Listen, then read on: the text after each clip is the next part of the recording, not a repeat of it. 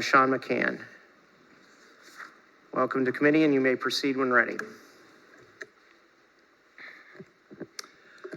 Thank you, Chair Brenner, Vice Chair O'Brien, Ranking Member Ingram, members of the Senate Education Committee. Thank you. Appreciate you sticking around, first of all, and to the staff too. Lame duck days are long.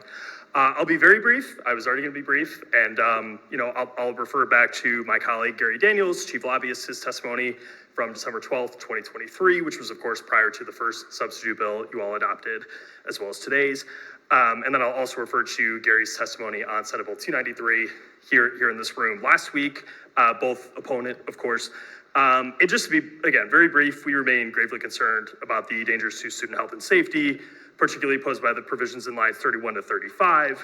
And, we're disappointed, frankly, just as Liam from NASW Ohio pointed out, that Senator Ingram's amendment to restore the as introduced language regarding abuse reporting was rejected. And we'd also point to testimony from the Ohio School Counselor Association, Ohio School Psychologists Association, Ohio Occupational Therapy Association, NASW, and the Ohio Counseling Association, who all previously testified that to varying degrees that language would have been helpful. And I'd also point out from our friends at Equality Ohio that the as introduced language in general was very different than what we're looking at today.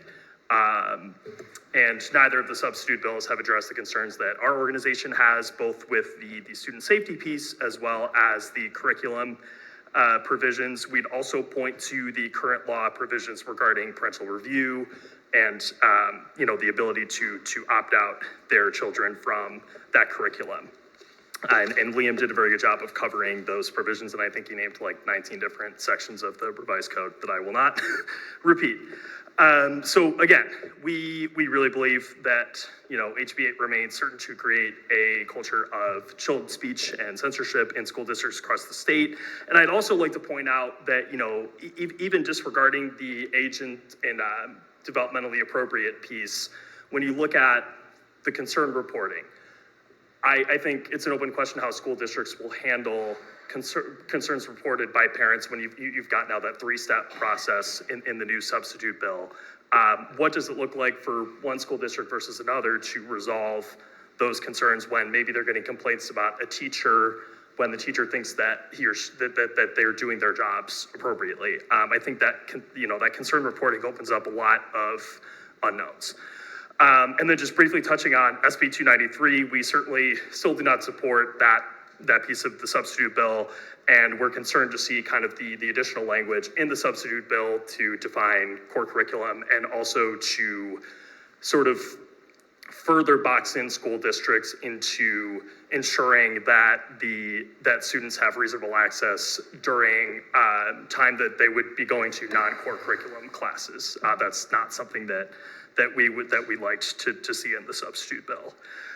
So I'll stop there and happy to take any questions. And please do refer to my testimony as well as Gary's for any other kind of questions you might have. Are there any questions from committee members? I'm going to start with the last point that you made of the other bill that we put in, 293, 445. Given that there were two Supreme Court rulings on this in 52 and 72, parents have a right to take their kids out of the school during the school day for religious purposes. All this bill is doing, or that bill did, was say that a school has to have a policy on that. That would comply with those two Supreme Court rulings. How is that a violation of the American civil liberties? So, to the chairman, certainly there's that case law, but we, the ACLU of Ohio, often and frequently advocate for or against policies, regardless of what case law might say, regardless of what, our values aren't going to change just because of a new or previous development in case law or in the revised code. So we fundamentally, we do not support this expansion of release time, regardless of those circumstances.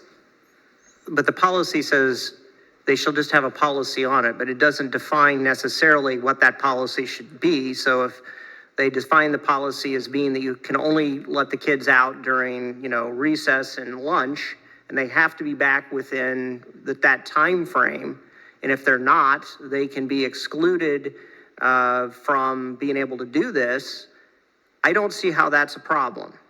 And yet, that is what that bill essentially allows and requires. And I don't see how that violates anybody's rights. In fact, if anything, this protects the rights of the First Amendment of families. My follow-up question on a separate part of it, if you feel free to address that. Quickly, just to address that, I think I would point to all of the logistical concerns that folks who have testified before me have raised. And I would also say that, we've got an ideal world where these things happen on time, and I think back to the witness who talked about even getting students out the door, checked out through the front desk and then onto the bus. And again, we're talking about, programs that might not, there's no standard for vetting program volunteers and staff under current law or under Senate Bill 293. So those are things that I would point to as just, things that we're concerned about that obviously many others here today were concerned about. All right, I'll get to the ranking member in a second. My next question that I have is, you've got here provisions in lines 31 to 35 regarding districts to promptly notify a student's parent of any substantial change in the student's services, including counseling services, monitoring related to the student's mental, emotional, and physical health or well-being, and the school's ability to provide a safe and supportive and learning environment. They should be doing that now already. And if they're not doing that now, why wouldn't they be doing that to notify the parents? I apologize. I meant to point to lines 44 through 48. So that's my mistake in my testimony. So happy to, if you have questions about those lines as well, happy to address that. But that's my mistake with the line reference. So that section, the policy shall prohibit a school district personnel from discouraging or prohibiting a parental notification of involvement of a critical decision affecting the student's mental, emotional, or physical well-being. Nothing in this section shall be construed to prohibit a teacher from reporting unlawful abuse or neglect. So if a student is being abused or neglected, they're then required to report that, which they would be required to anyway, which I strongly would encourage that if a parent is abusing their kids, they should do that. So I don't know how that is an issue. And then it says here, the policy shall prohibit a school district personnel from discouraging or prohibiting parental notification. So especially if there's a critical decision affecting the student's mental, emotional, or physical health or well-being. If a student appears to be abused or there's some other thing, shouldn't the parent know about it? And there is an exclusion in here specifically that if the parent is the one doing the abuse, that they can be turned in. So I don't understand how this is a problem in the bill. So again, to the chair, I would point to, as Liam Strasbaugh from NESW Ohio pointed out, that the mandatory abuse reporting under current law, that's reactive.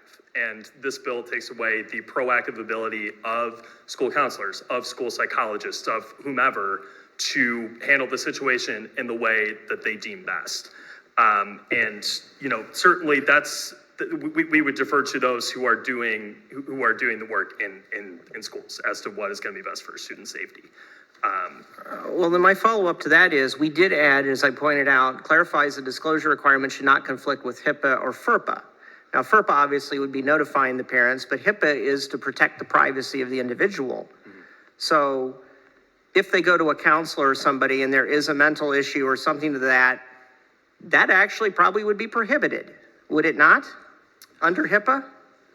To the chair, I'm not an attorney, so I wouldn't feel qualified to make a comment on what HIPAA or FERPA would. And if I could, though, just very quickly, again, I would point to the as introduced language is stronger than the language in the bill, even with these, what I agree would be helpful references to FERPA, to HIPAA, to, et cetera. But the as introduced language is a stronger standard for school staff to work with.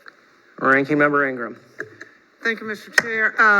Honestly, the HIPAA piece of it is such that unless that student was emancipated or a certain age, then they would still have to refer to the parent on that anyway. So that's neither here nor there, depending on how old that student is. If he's 15, guess what? HIPAA doesn't apply in that sense. But the reality is that my question to you is that if the school counselor is concerned with having to notify in advance, so we can't even provide these services They really technically can't come to my office if indeed they're coming to tell me something that is restricted or something that has to do with their sexuality unless I notify the parent first. Do your parent know you're here? Well, I've got to call them and let them know that you've come to my office. As the law stands now, the students can go to see the counselor. Now, if they perceive that there is an issue, then the parent should call. But right now, it says that prior to any of this, that you have to notify. So do you think that school counselors and teachers, because unfortunately we've dumped this on the teachers, that school counselors or whomever that person responsible in the administration should take the responsibility to call the parent, or what does that look like?